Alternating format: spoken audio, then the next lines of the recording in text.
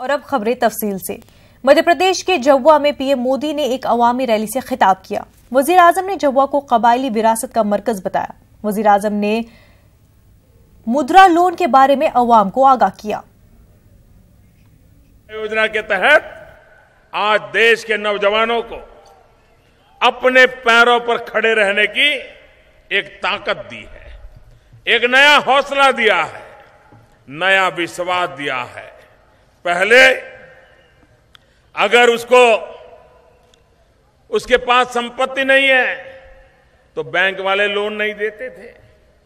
घर गिरवी रखो तो लोन मिलेगा, खेत गिरवी रखो तो लोन मिलेगा। जिसके पास कुछ नहीं है वो क्या गिरवी रखेगा, वो क्या बताएगा।